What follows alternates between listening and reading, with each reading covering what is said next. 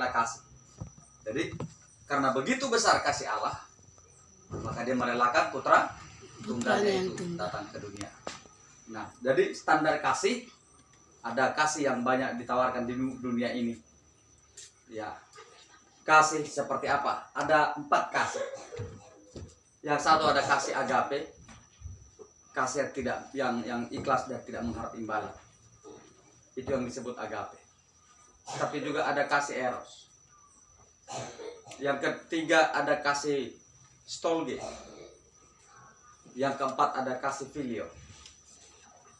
Mengasihi, tapi ada lebih besar imbalan diharapkan di balik kasih. Seorang anak muda bisa mengasihi perempuan sampai sebenarnya ketika si perempuan mengajak, "Bang, ayolah kita makan bakso." Oke. "Bang, jemputlah saya di sini lagi sendirian." Oke. Mau jam berapa juga tidak pandang waktu. Karena apa? Ada kasih, tapi kasihnya bukan dasar agape. Karena apa? Ada sesuatu yang di benaknya ingin dia dapatkan dari seorang wanita itu. Ketika sudah didapatkan, wanita itu pun dibuang. Maka timbullah satu lagu berkata apa? Habis manis apa? Dibuang. Dan inilah orang melakukan karena korban-korban seperti inilah orang banyak menjadi matinya pun tragis. Ada yang bunuh diri, ada yang menjadi sadis, lalu penarkoba, pergi ke kafe, menjadi wanita malam. Karena apa? Karena menjadi korban kasih yang tidak berdasarkan dari Tuhan. Ada juga kasih yang namanya filio, karena satu keluarga, masih ada hubungan keluarga, lalu dia mau bantu. Kalau nggak dasar karena keluarga tadi nggak akan kubantu. Nah kan kira-kira begitu. Tapi kasih dari Kristus tidak memandang keluarga, karena Yesus pada saat itu tidak punya keluarga di dunia ini. Tetapi karena dilihat manusia itu, kalau dibiarkan nanti terus menerus, maka tidak ada satupun yang akan selamat. Maka dengan begitu ya pengorbanan Tuhan begitu besar, dia kirimkan putra tunggalnya berinkarnasi di dunia, mengambil rupa segambar dengan manusia agar bisa berinteraksi dengan kita pada manusia pada zaman itu, bisa merasakan lapar, merasakan kedinginan, dan waktu itu bahkan Yesus juga pernah merasakan ketiduran. Ya, dia tertidur. Nah, saya kira bukan tertidur ya, atau mungkin dia sedang menguji muridnya. Masa di tengah angin sakal begitu Yesus kok bisa tidur? Kira-kira begitu. Nah, Bapak Ibu sahabatku di dalam nama Tuhan, perlu kita pertama kita ketahui seperti tadi yang kita sudah mulai sharing kita dari awal sebelum kita ibadah, ya. Kasihan sekali aktivitas gereja begitu banyak rutinitas, hanya rutinitas, tapi sebenarnya masih jauh daripada apa yang Tuhan mau. Itu semua yang dilakukan apa yang kita mau. Nah, apa yang kita mau?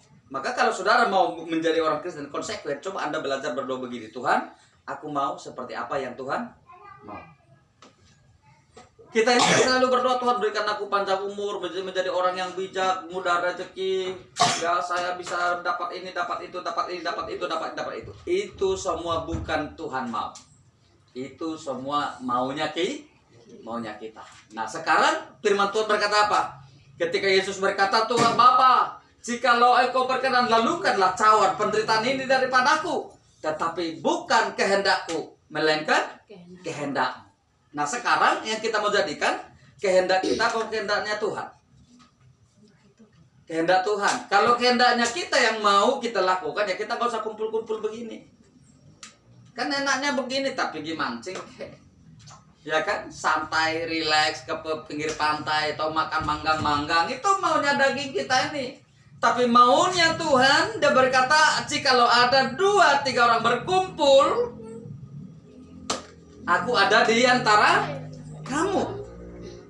Coba kita akan baca dulu dalam Wahyu pasal 3 ayat yang ke-19. Ya, Wahyu pasal 3 ayat 19.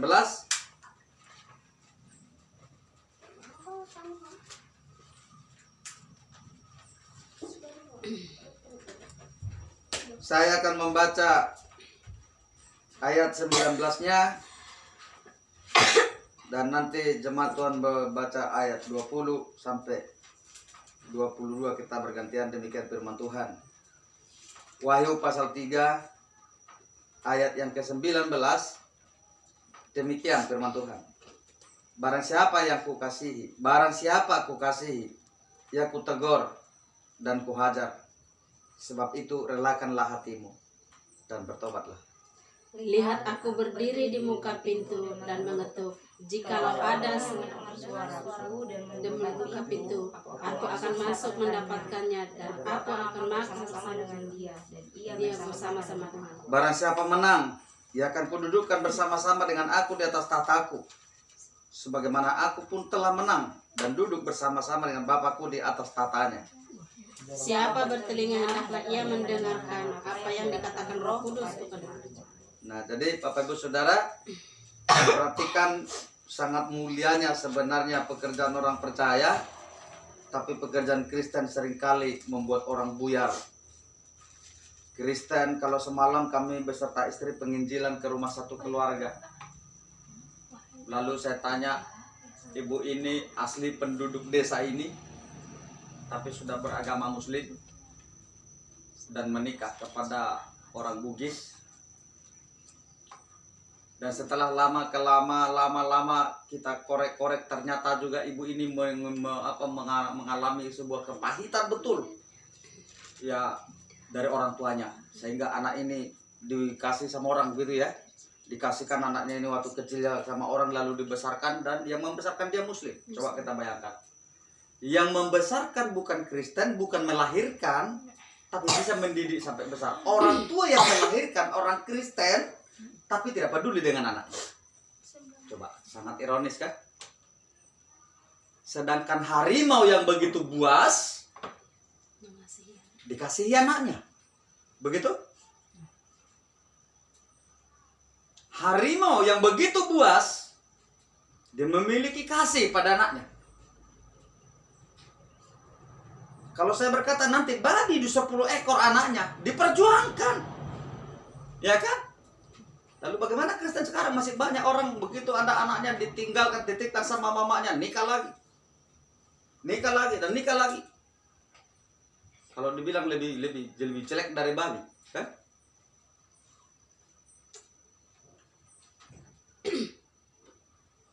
Tetapi firman Tuhan berkata kepada saudara, saya beruntung kalau kita pun mendengar firman Tuhan sedikit agak keras.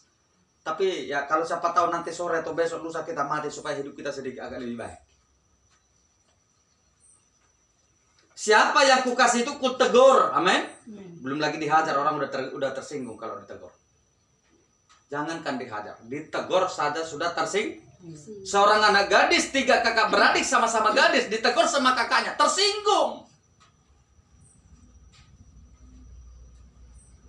Kakak menegur sebagai kapasitas sebagai kakak, tapi ketika kakaknya juga ditegur sama adiknya, nggak terima. Iya kan? Tapi Tuhan berkata apa? Dasarnya mau menegur kita karena apa? Dasarnya kasih. Bukan supaya kamu binasa, tapi karena kita lebih penting ego kita daripada surga. Maka ego kita itulah yang kita pertahankan, teguran itu kita abaikan. Yang menegur pun kita nggak suka melihat. Itu dasarnya. Siapa yang ku kasihi, dia ku tegur. Lalu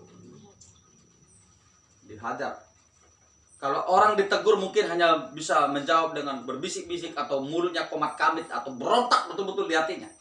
Tapi kalau sudah dihajar, maka keluarlah suara pecah, menjerit. Mungkin juga ada yang luka-luka, ada yang berhisteris atau berteriak, karena itu sudah kapasitas menghajar. Tapi kalau Tuhan menghajar bukan berarti kita harus dipukul pakai roti, ya kan? Tapi dipukul dengan berbagai-bagai penderitaan. Tuhan izinkan penderitaan itu ada. Bukan saja orang yang nakal ditegur Tuhan, orang yang soleh pun dihajar Tuhan. Pernah dengar ceritanya? Orang yang begitu soleh, salah satu dan tidak ada 3 seperti dia di bumi pada zaman itu, paling taat kepada Tuhan, itu pun dihajar Tuhan. Pernah dengar? Ayub adalah seorang yang soleh di hadapan Tuhan, tapi dihajar, bukan ditegur saja, dihajar. Bagaimana caranya menghajar? Bukan fisiknya yang dilukai, tapi yang pertama kambing dombanya bermati ya. Yang kedua, para gembalanya berantem. Siapa gembala itu? Para pelayan sekarang berantem antara gereja dengan gereja satu, nggak bisa kompak. Ya kan? Domba itu siapa? Jemaatnya satu sama lain saling mengata-ngatai, saling menggosip. Terus yang ketiga apa? Kambing, domba, onta, lembu, keledainya bermatian. Per satu hari 2.000 ada yang sampai 3.000 ekor. Mendengar inilah gembala itu, kalau gembala pulang, aduh Tuhan, ngomong sama Allah apa si Ayub, kambing domba kita udah mati dalam satu hari sekian ribu ekor. Kira-kira kalau Anda memiliki lembu atau sapi 10 ekor, per hari mati 2 ekor, Anda sanggup nggak? Kira-kira apa yang terjadi?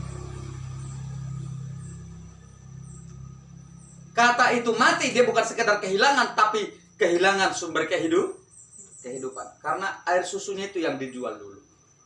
Lalu dikirim ke laboratorium, ke istana kerajaan. Sampelnya diambil, dianggap layak untuk dikonsumsi oleh istana, maka dijual dengan harga mahal.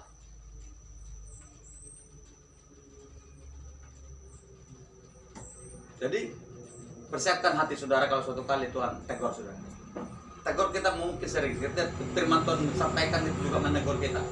Tapi kita dihajar juga sebagai tanda bukti Anda masih tetap taat atau tidak. Setelah kambing dombanya bermatian, lalu para gembala berantem. Yang ketiga apa? Anak Ayub berapa? 10, semua mati. Setelah itu udah berhenti kah? Sampai di situ? Belum. Siapa lagi tantangan Ayub? Istrinya. Kutuklah Tuhanmu itu. Coba, Anda bukan dikasih firman, Anda disuruh menghujat Tuhan. Antikris juga nanti akan mengajak manusia banyak untuk menghujat Tuhan. Tapi caranya perlahan-lahan sekarang juga sudah bekerja. Anda perlu ketahui, sejak kapan Antikris itu datang? Ada banyak gereja mengasumsi bahwa Antikris datang nanti pada zaman. Tidak. Mulai dari zaman Yohanes pun Antikris sudah datang. Dan Yohanes waktu itu dia khotbah, di antara kita hari ini sudah ada Antikris di tengah-tengah kita. Kalau saya bilang siapa Antikris? Siapa yang tidak peduli dengan firman Tuhan, mereka Antikris. Kalau dia bukan Antikris, berarti dia suka Kris. Haleluya. Iya. Kenapa orang lebih sor baca Facebook, lihat tonton TikTok, dan lagu-lagu di YouTube daripada mendengarkan firman? Jadi berarti rohnya berpihak kemana? Pikirannya berpihak kemana? Dan disimpan di memori otaknya itu apa? Kata-kata bijak orang dunia berkata, Anda membayangkan apa yang Anda lihat. Betul? Kalau anak kecil contohnya nonton film Spiderman, nanti anak-anak akan praktekkan. Dia laksana Spiderman juga. Karena dia membayangkan apa yang dia lihat. Tuh sama Ayub itu bukan teguran lagi, tapi itu hajaran. Cukupkah sudah sampai di situ penderitaan Ayub? Tidak. Bukan hanya istrinya, tantangannya. Kalau Ayub dalam kondisi seperti itu, lunglai, letih, dan stres, betul-betul galau, bukan sekedar galau lagi, ya kan? Tetapi malah istri bukannya meneguhkan lagi, bukan mendapat spirit lagi dari istri. Istri malah berkata, wah kamu masih puji Tuhan kamu itu, kutuklah itu Tuhan itu, gak benar itu. Karena apa wanita itu? Waktu selama ini, pernahkah wanita itu ngomong begitu? Tidak. Kenapa? Karena diberkati. Kita boleh aman ketika kita merasa tercukupi. Tapi ketika mulai kita hidup kekurangan, kita mulai berontak. Kita mulai menyalahkan Tuhan tanpa kita ada introspeksi diri. Memang betul-betul dalam Alkitab tidak ditemukan ada kesalahan. Itu hanya sebuah aktivitas setan dengan Tuhan Yesus berdialog. Wow, hebat sekali itu hamba-Mu yang satu itu, ya kan? Coba dulu, sentuhkan dulu tanganmu kepada dia. Lakukan, apakah dia masih taat kepadamu? Ya, padahal kalau tantangan kepada umat Tuhan pada hari zaman dia berkata, akan banyak orang membenci kamu tanpa syarat. Nggak ada masalah. Anda bisa dibusuk-busukkan. Itu jelas. Tanpa syarat. Artinya apa? Ya, kita juga nggak kenal dia. Nggak ada urusan apa-apa. Tapi dia bisa pergi juga ceritakan yang nggak benar tentang kita. Itu hajaran. Tetapi untuk bisa melampaui semua teguran dan hajaran, apa dikatakan ayat terakhir bagian B-nya? Karena itu relakanlah hatimu dan bertobatlah. Pekerjaan yang berat pun akan terasa ringan kalau kamu kerjakan dengan hati yang rela. Iya. Tapi yang ringan sekalipun, gara-gara nyimpan gelas saja pun, simpan itu gelas, pura-pura nggak dengar, simpan itu gelas. Tunggu dulu, karena apa? Asik kali buka Facebook. Akhirnya bisa jadi masalah. Karena apa? Hatinya belum rela tinggalkan Facebook untuk mengantarkan itu ke dalam. Itu masalah hati. Anda tahu, hati itu hanya 4 angka. Tapi efeknya apa? Hati hanya aku, Tuhan, dan iblis yang tahu hati. Ya, hanya aku, Tuhan, dan iblis. Anda amenkan firman, iblis juga tahu sekarang. Anda menolak firman, iblis juga tahu, Tuhan juga tahu, dan Anda sendiri tahu. Itu hati. Jadi semua lakukanlah karena kerelaan hati. Amin. Rela menyangkal mata tidak tidur demi baca firman, itu juga usaha kerelaan. Rela kehilangan sesuatu karena kita ibadah, misalnya di sana ada lagi bagi sesuatu, tetapi pada saat mereka ingin membagi-bagikan sesuatu pada kita, kita pas kena di acara ibadah kita. Anda pilih yang mana? Tinggalkan pembagian atau tinggalkan Tuhan? Disinilah kita dibutuhkan prinsip, ya, kemandirian yang tak gampang digoyahkan. Kalau orang prinsip itu gambaran jemaat Tuhan, bukan jemaat GKSI, bukan jemaat GPDI Betel. Karena jemaat di dunia ini hanya 2 macam. Tapi kalau pendeta sekarang ngomong udah banyak jemaat saya itu jemaat kami, itu jemaat saya. Di dunia ini tidak ada jemaat Betel, tidak ada jemaat GKSI. Jemaat yang ada di dunia hanya 2 macam. Baca dulu Wahyu pasal 3, pasal 29. Wahyu pasal 29. Supaya Anda tahu bahwa jemaat itu hanya 2 macam, tidak ada 3. Coba Wahyu pasal 2 ayat 9.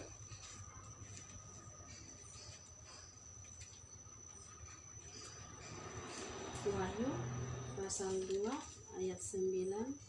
Demikian firman Tuhan, aku tahu kesusahanmu dan kemiskinanmu, namun engkau kaya, dan fitnah mereka yang menyebut dirinya orang Yahudi, tetapi sebenarnya tidak demikian. Sebaliknya mereka adalah jemaat iblis. Ya, itu satu jemaat ya. Yang suka fitnah. Bukan saya bilang. Firman Tuhan berkata jemaat Iblis. Jemaat setan. Jadi kalau ada orang penfitnah, mungkin bukan Anda yang difitnah, tapi Anda lihat ada orang yang suka penfitnah, ketahuilah dia jemaat iblis, Anda perlu berdoa buat dia. Dan layani. Satu rumah saat bisa seorang istri menfitnah suami atau seorang suami juga menfitnah istri, dia juga jemaat iblis. Bagaimana jemaat iblis dengan jemaat Tuhan bisa bersatu? Tiap hari pasti perang. Tuhan berkata apa? Aku tahu kesusahanmu. Siapa yang susah yang dimasukkan di sini? Ada 7 gereja di Asia. Dan salah satu di antaranya Tuhan berkata kepada satu gereja itu, aku tahu kesusahanmu dan kemiskinanmu, namun engkau kaya. Perhatikan, udah tahu kemiskinannya tapi dia kaya. Coba, bagaimana ini matematikanya? Bagaimana Anda pola bisa menafsirkan ayat-ayat ini? Aku tahu, kata Tuhan, kemiskinanmu, namun kamu kaya. Nih, orang kaya di balik kemiskinan. Kaya apa?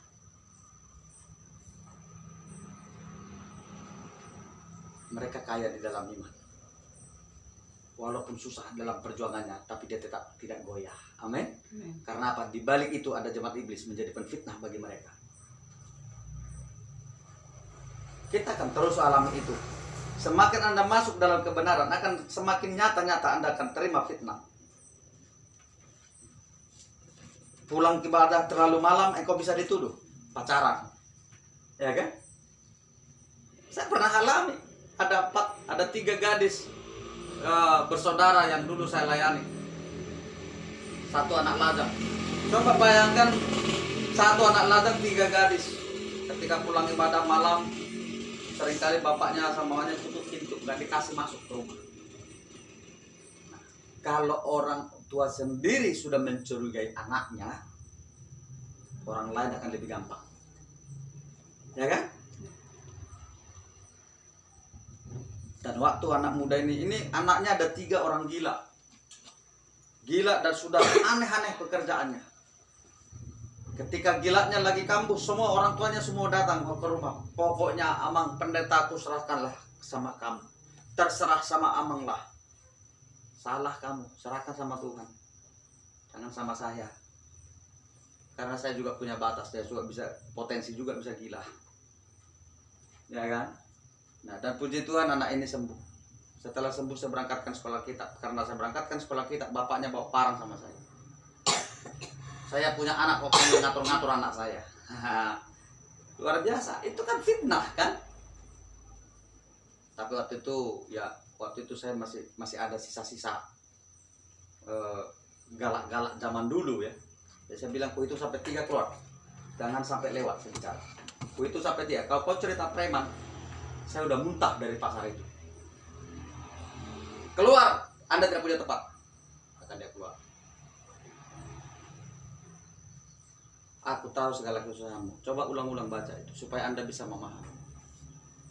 Namun di balik kemiskinanmu, namun kamu kaya. Amin. Kaya apa? Kaya pengampunan. Kaya dengan kasih. Engkau tidak melihat dirinya, tapi engkau melihat hidupnya sedang diikat oleh kuasa penfitnah.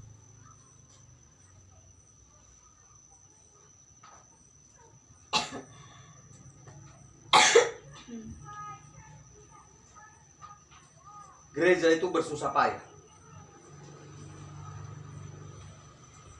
Dan fitnah mereka yang menyebut dirinya orang Yahudi. Siapa itu? Berarti sama-sama orang Yahudi yang menfitnah itu. Bukankah Kristen juga saling mempengaruhi? Kristen sama Kristen? Ngapain kamu ke sana? Ternyata orang Kristen juga. Mungkin masih ada keluarga lagi. Tapi ketahuilah, ternyata Anda sekarang sedang diperhitungkan Tuhan. Amin. Anda sekarang sedang mengalami seperti yang dialami para pendahulu kita. Sedang mengalami seperti orang Yerusalem alami. Sedang dialami oleh orang Israel pernah alami. Coba dahsyat sekali ya.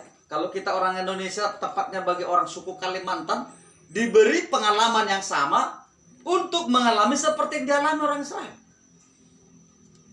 Karena memang kita berkata, seluruh dunia menanggung derita yang sama seperti yang kamu tanggung. Bukan kita aja. Kalau Anda pernah tahu belajar dengan bagaimana keberadaan Kristen dulu di Uganda. Pengkhotbahnya itu tulis 2 ayat, lalu dibungkus dengan plastik halus. Hanya kecil saja kertasnya, ditulis, lalu dilengketkan di bawah lidah. Itu kalau mereka mau pelayanan, tak boleh bawa kitab begini. Jadi nanti dia kalau udah ketemu di lubang atau mungkin di hutan akan diambil. Dan inilah yang mereka bahas. Kalau mereka sering banyak ketahuan mereka mau menyembah Tuhan, mereka diikat rame-rame seperti menggandeng kelapa itu. Diikat rame-rame dengan 1 tali baja. Diikat semua ke situ. Lalu mereka diarak semua ke tengah bara api. Begitu kakinya semua udah melepuh, baru ditarik lagi keluar. Bukan dibakar langsung mati. Kalau dibakar langsung mati enak. Ya. Jadi baja itu dipanasi, tapi harus dipegang karena udah diikat tangannya ke situ. Tapi Bapak Ibu Saudara, berpuluh tahun itu terjadi. Kekristenan tidak pernah berhenti di situ. Semakin dihambat, kekristenan semakin merambat. Tapi saya mau katakan, sekarang kekristenan tidak perlu merambat. Yang perlu merambat orang-orang yang percaya. Amin saudara. Karena Kristen sudah banyak menyakiti juga. Tidak sedikit di parlemen orang Kristen. Tapi ekonomi Kristen juga diperkosa, termasuk dia ikut mempengaruhi juga di sana. SKB 2 menteri juga ikut, mereka menyetujuinya. Tidak pernah mereka kritik dan tidak mereka cabut. Tapi coba kalau menurut FPI, menurut NU, menurut MUI, undang-undang itu tidak menguntungkan mereka, mereka akan terus bersuara, cabut itu, cabut itu. Tapi Kristen yang ada di sana, no problem. Yang penting saya senang di sini. Karena apa? Mereka tidak memikirkan, merasakan seperti yang kita rasakan. Kenapa Anda mulai merasakan? Anda juga bolehkah Anda terlepas dari perasaan teraniaya? Boleh. Bagaimana caranya? Anda jangan mau yang dianiaya, Anda jadi penganiaya aja. Iya kan? Ikut aja di kelompok mereka untuk menganiaya, kan kamu nggak rasakan teraniaya. Itu jawabnya simpel aja. Nggak pakai rumus seperti matematika terlalu panjang. Gimana kamu supaya teraniaya? Kamu nganiaya. Dulu saya juga pernah seperti itu, Bu. Ketika saya ditipu, merasa ditokoi, merasa dipina luar biasa, seorang pendeta yang saya anggap senior saya anggap menjadi panutan buat saya, ternyata di belakang saya dia menikam saya dari belakang dengan pisau begitu tajam dan menyakitkan. Terakhir apa? Ku tangkap, ku cekek itu pendeta. Kukira tak ada lagi pendeta seperti ini. Dan waktu itu 1 tahun saya sempat berhenti tidak mau melayani, merasa tidak pantas lagi di hadapan Tuhan.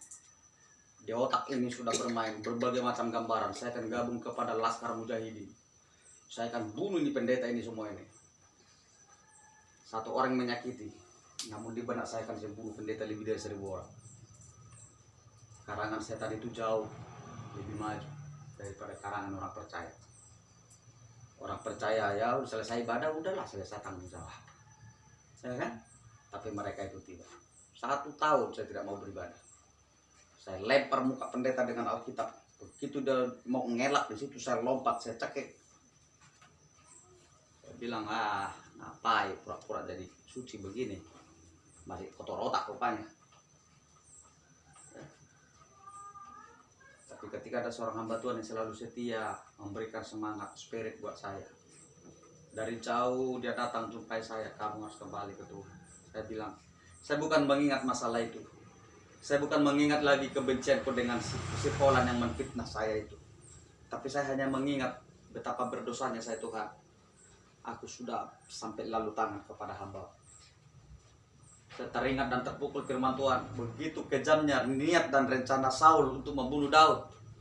Tetapi kesempatan itu tidak dipakai Daud untuk balas dendam kepada Saul. Nah ternyata saya 1-0, saya gagal. Saya membunuh, saya sudah melakukan yang begitu kejam.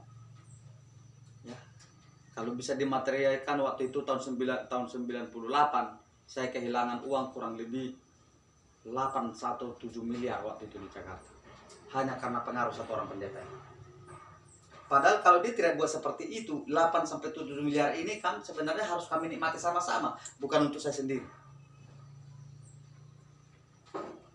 Nah saya mau katakan saudara, maka Tuhan berkata di depan semua perjalanan kita ini berbahagialah orang yang bertahan, karena akan banyak potensi untuk kejatuhan kita.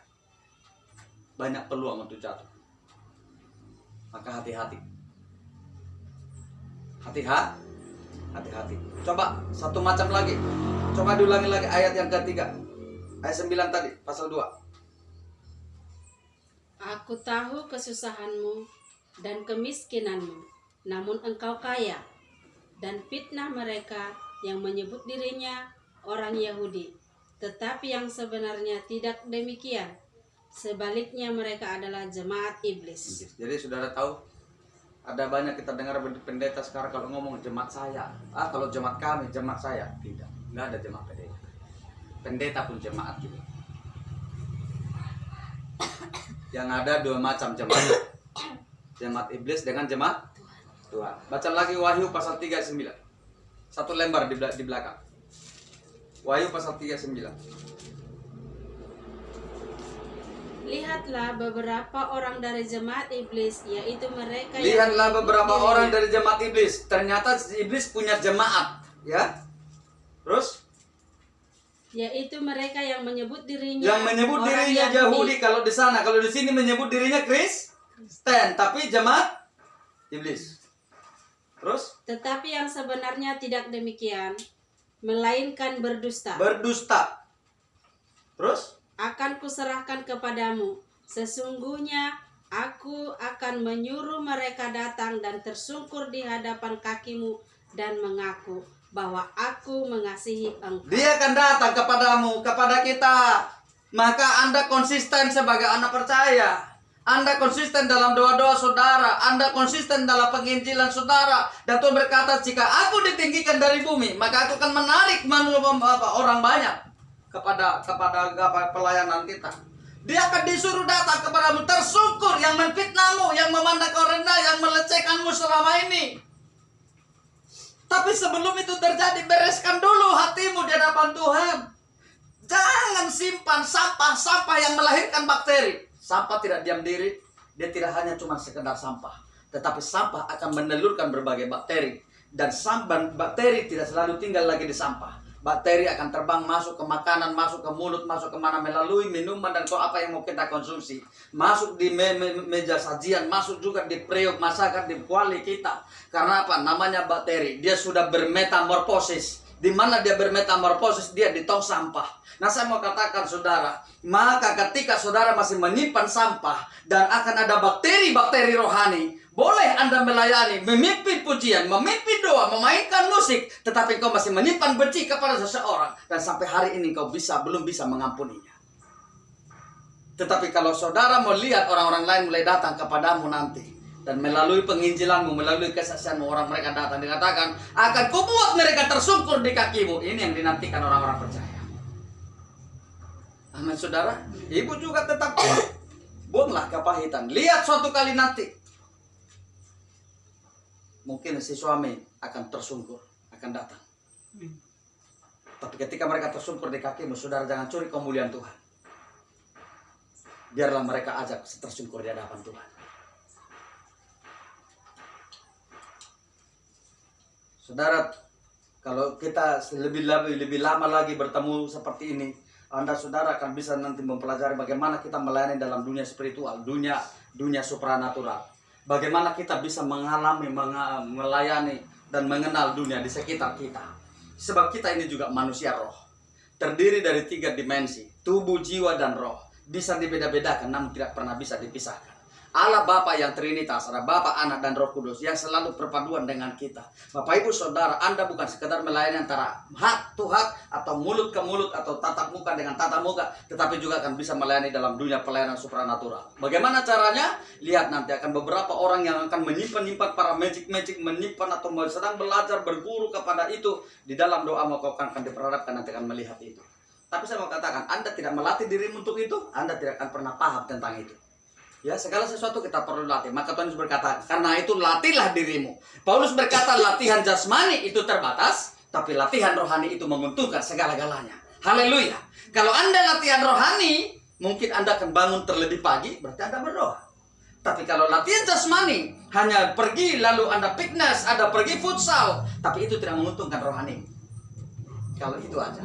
Tapi orang yang rohani, terlatih. Pertama, latih hatimu untuk berpositif dengan orang lain. Pandang dia dengan positif. Dari mana datang sengketa? Bukankah dari antara kamu berdua? Sedangkan satu orang bisa nggak satu orang bersengketa? Kira-kira bisa nggak? Menurut Aras bisa nggak bersengketa dua-dua satu orang? Menurut WL kita bisa nggak? Sengketa itu satu orang bersengketa bisa nggak? Satu orang. Bisa. Menurut ibu tuh bisa. Menurut kamu? Bisa. Bisa. Alasan kamu bisa? Bersengketa satu orang. Sengketa itu apa? Bermasalah. Saya setuju dengan ibu. Tidak harus 2 orang bisa bersengketa. Karena Alkitab berkata musuh terbesarmu adalah dirimu sendiri. Bersama iblis dan musuh yang lain. Kan bisa kadang hati kita ingin iya, tapi pikiran kita berkata tidak.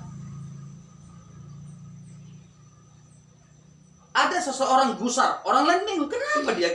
Orang nggak tahu, karena dia sedang bersengketa dengan dirinya. Maka berdamai dulu dengan dirinya. Haleluya.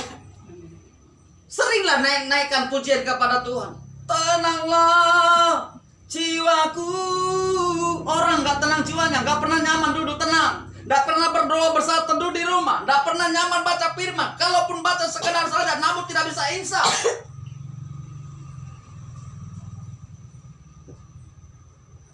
Dan memang kita tidak cukup hanya berdoa dan berdoa baca firman, tapi perlu ada mentor untuk membimbing kita. Walaupun mentornya ini tidak bisa 100% menjamin kebenaran yang ditafsirkan itu adalah kebenaran, tapi setidaknya ada yang membimbing kita. Maka si Timotius menjadi seorang gembala muda waktu itu. Ya, dia juga penuh Roh Kudus, tetapi diajar oleh Paulus. Nah, maka Paulus ketika melantik dia sebagai calon gembala, dia berkata, jangan seorang pun memandang kau muda, menganggap engkau rendah, sekalipun kamu masih muda. Muda dengan arti apa? Muda dengan pandangan fisik, tetapi sebenarnya sudah dewasa di dalam Tuhan.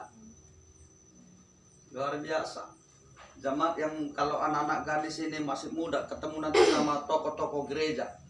Ya, kalau Anda berbicara jangan hanya katanya, kata pengkhotbah, tapi bahasa apa Yunani berkata, bahasa Ibrani berkata sola scriptura.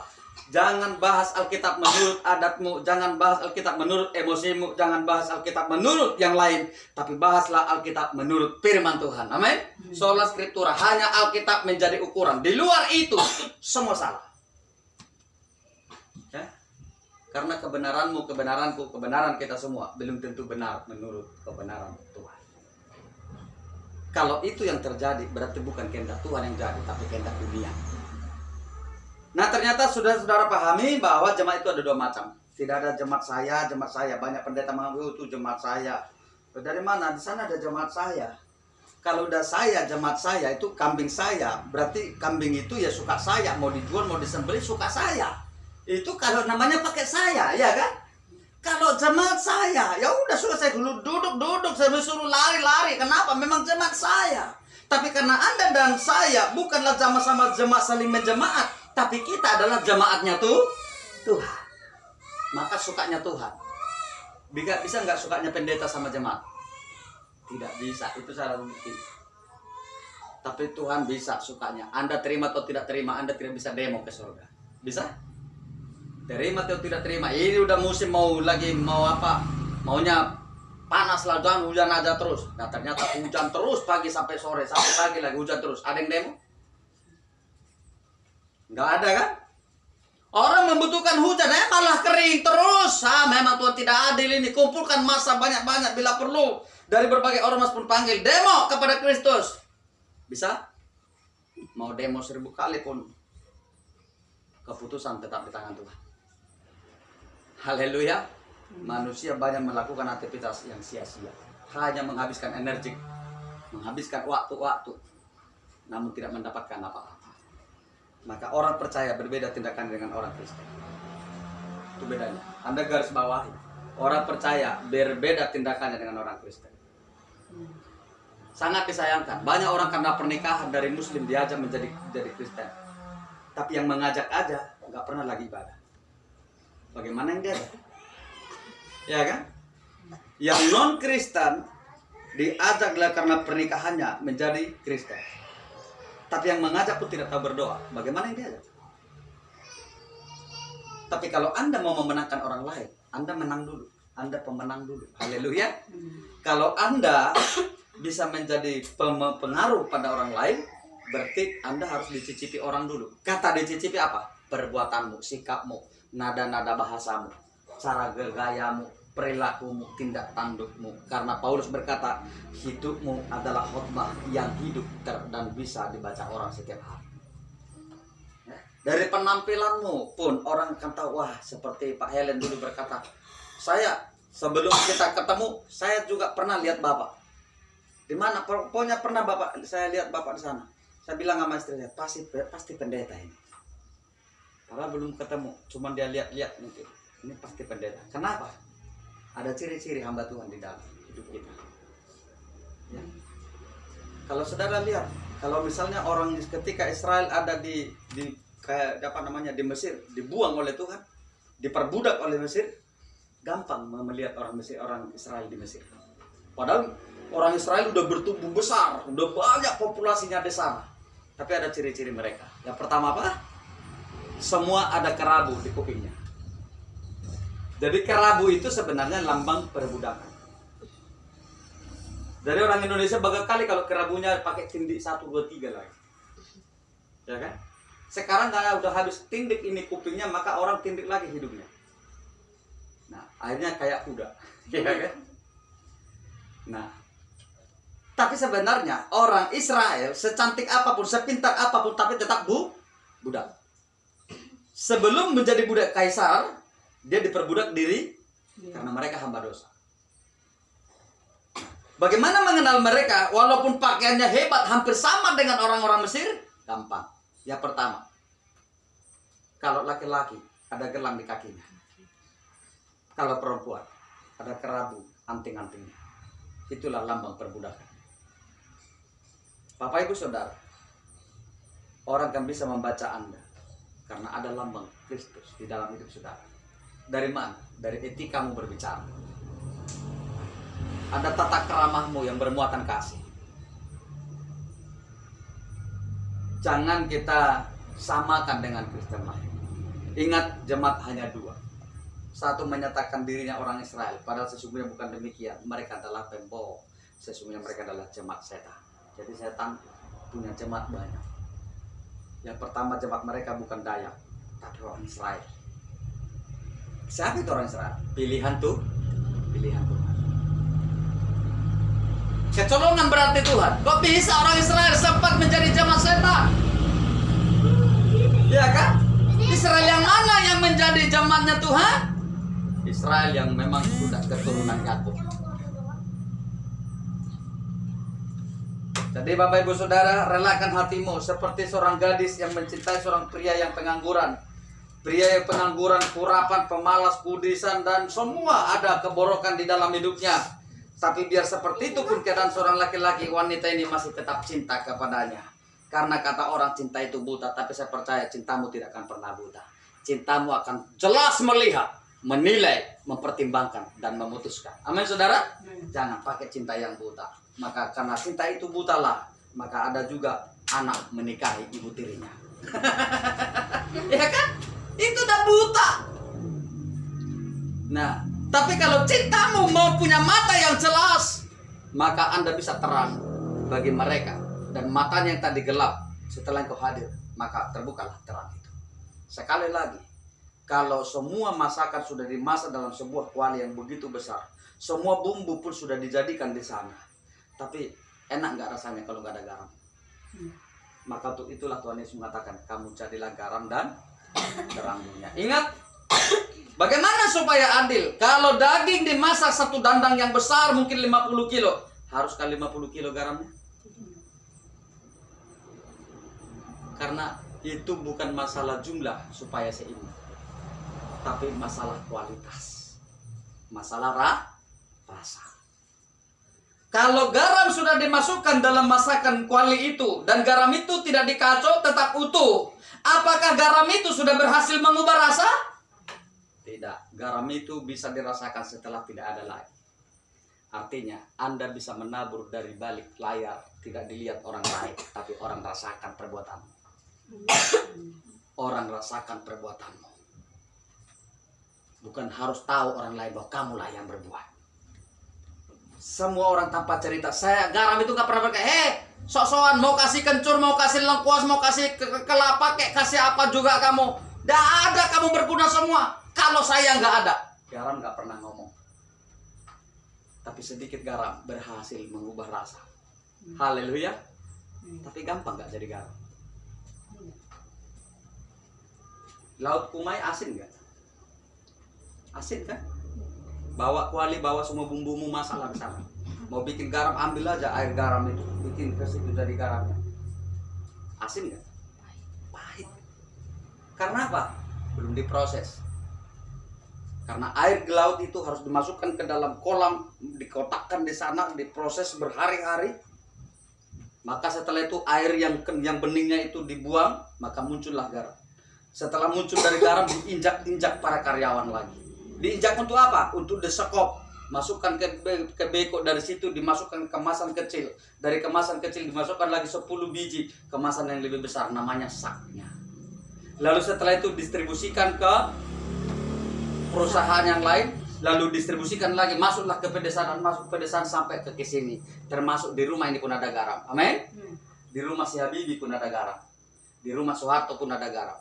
Di rumah orang semiskin apapun ada garam.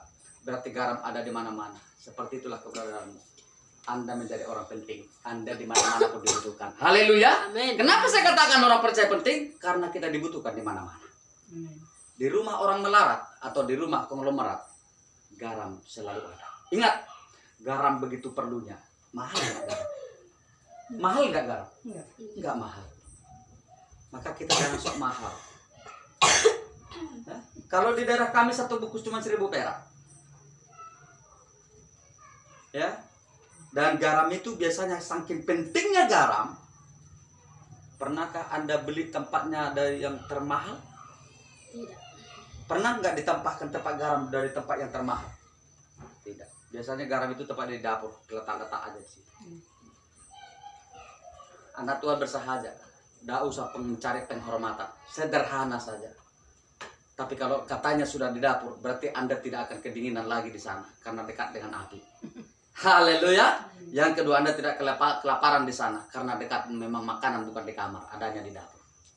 Kalau Anda menjadi garam, Anda menjadi orang penting. Di rumah siapapun Anda dibutuhkan. Maka mulai sekarang persiapkan hatimu. Pergi dan mulai bertindak. Anda ditunggu, Anda garam. Haleluya. Haleluya. Sedikit pun kita mempengaruhi. Fungsi utama garam itu ada dua. Yang pertama, penyedap rasa. Apapun masakan saudara tanpa kehadiran garam. Ingat, ditabur garam tapi tidak dikacau, dia tidak bisa mempengaruhi. Tapi setelah dia hancur, relakan dulu hatimu hancur. Apa yang hancur di situ? Tabiat lama kita, karakter, kebiasaan buruk kita. Itu perlu dihancurkan. Lalu kita bisa bernyanyi mengatakan, ku telah mati dan tinggalkan cara hidupku yang lama. Bagaimana cara hidupmu yang lama? Dulu gampang merajuk, gampang tiba-tiba diam, nggak tahu alasan, kenapa. Tinggalkan, supaya kau jadi garam. Engkau dibutuhkan banyak orang. Mungkin orang kaya juga, di rumah hakim, di rumah gubernur mungkin juga engkau dibutuhkan. Karena Pak, kehadiranmu akan mengubah ya penyedap rasa. Kehadiranmu, engkau bicara, orang senang, orang betah dengarnya, ya kan? Tapi kalau sempat engkau datang membahas berbaju orang yang nggak pernah ganti, bajunya itu aja, orang nggak senang, ya kan? Lewat istri orang pun kau bahas, lewat suami orang itu pun kau ejek, semua serba salah. Engkau tidak dibutuhkan banyak orang, tetapi karena engkau bisa jadi garam, orang membutuhkan. Saya mengatakan jangan tunda waktu, segera bertindak. Karena Anda kehadiranmu sedang dinantikan. Yang kedua, fungsi utama garam adalah pengawet. Bukankah mayat juga butuh digaram? Bukankah juga tanaman di ladang butuh digaram? Pernahkah Anda makan garam langsung makan garamnya? Tidak. Tapi coba keringatmu, kenapa asin? Bukankah karena ada garam di tubuhmu makanya kau mampu berbuat? Sadarilah bahwa kita ini nggak ada apa-apanya. Hanya ada garam di dalam. Kenapa ketika air mengalir, bisakah Anda memastikan keringatmu turun tidak asin?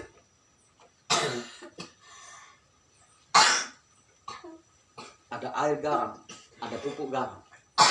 Mayat juga disuntikan ke situ garam. Dan garam itu biasanya membunuh bakteri banyak. Sahabatku, di rumah kita banyak bakteri. Memunculkan kata-kata yang menyakitkan. Tapi dengan kehadiranmu, engkau tidak memperuncing. Perkara yang kecil, hapuskan. Yang besar perkecil. Haleluya. Amin. Yang besar perkecil. Jangan kompori, jangan perkeruh. Ya. Ini semua gara-gara kamu. Memang ku tahunya kau siapa. Karena aku diam selama ini. Itu bukan namanya menyelesaikan, tapi itu memperbaharui masalah. Bukanlah seperti itu. Tapi firman Tuhan berkata, berubahlah oleh pembaharuan budi baik. Kata berubah, engkau tidak seperti yang dulu lagi.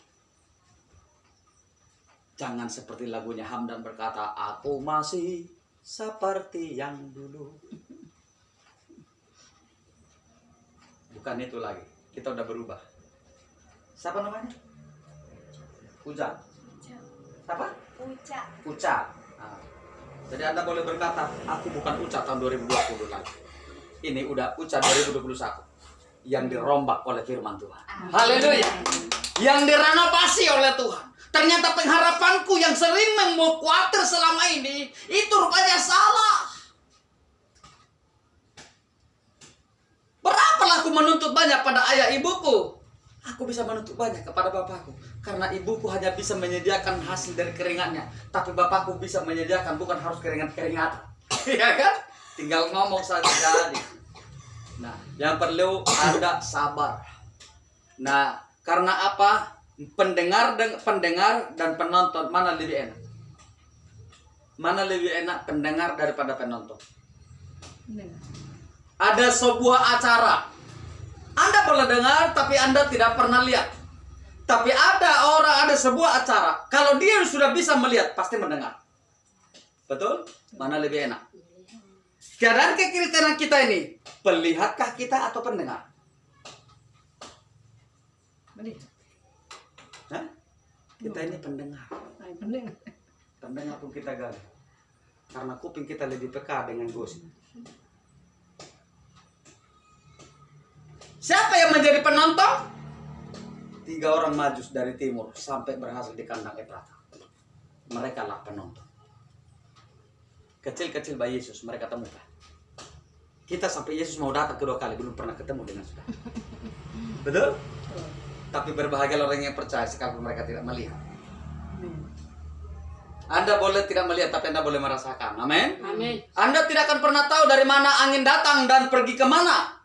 Tapi akan Anda tahu, rasakan angin itu datang. Sepoi-sepoi, kencang atau tidak. Anda akan bisa ceritakan. Kenapa? Anda punya rasa. Seorang istri yang buta bisa merasakan suaminya yang buta ada di sampingnya. Dari mana? Bukan karena melihat, tapi karena merasa. Ketika Anda berjalan di dalam satu tempat yang remang-remang dan menakutkan sepertinya keramatan, lalu kau berkata, kurasa ada setan yang lewat ini. Kenapa? Ada apa? Karena merinding. Kata merinding itu adalah wujud dari apa? Setan hadirat. Orang Kristen beribadah di rumah ibadah seringkali berkata, Tuhan, aku mau rasakan hadirat-Mu. Tapi sampai selesai ibadah nggak ada hadirat Tuhan.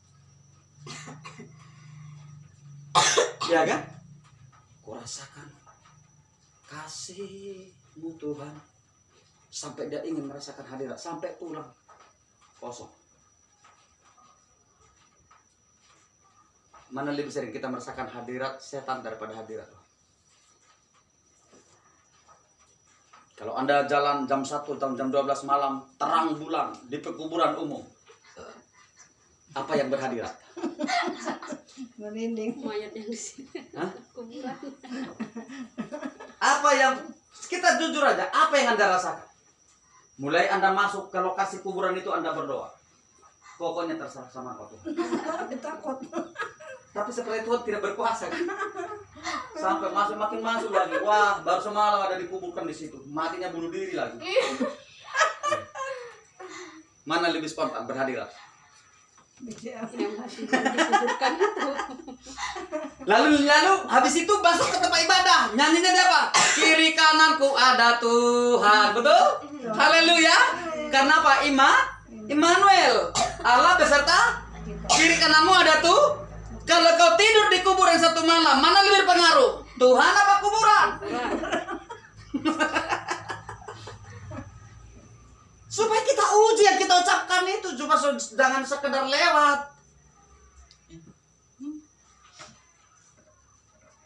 Kalau nyanyi pakai musik siapa nggak hebat nyanyikan itu? Kiri kananku ada Tuhan. Tapi coba dulu, nggak usah di kuburan. Orang yang mau melamar jadi apa, masuk jadi kuliah kedokteran, nanti akan diuji juga. Kan tidur satu malam dengan mayat-mayat di kamar mayat. Mana lebih berpengaruh? Mayat kiri kanan atau Tuhan masih kiri kanan enggak? Mayat ini. Itu masalahnya.